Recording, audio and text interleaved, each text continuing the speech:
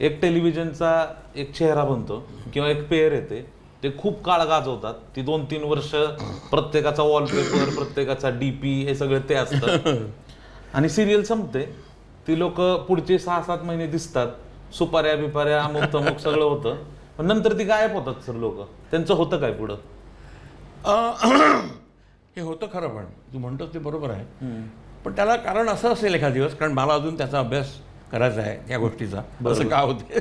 पण एखाद दिवस कसं असते, जेव्हा डोळ्यासमोर असते ती कॅरेक्टर ना, तेव्हा ती पॉप्युलर असते. Out of sight out of mind हे एक तत्व आहे फिल्म इंडस्ट्रीमध्ये किंवा एंटरटेनमेंट इंडस्ट्रीमध्ये. Out of sight out of mind. तर you have to be there. म्हणून त्या व्यक्तीने ज्या गाजवलं असेल ती कॅरेक्टर, मग त्याला दुसरी कॅरेक्टर मिळणं गरजेचं आहे आणि ती त्यांनी वेगळ्या पद्धतीने गाजवली पाहिजे. तर पुन्हा तो मार्केटमध्ये आहे.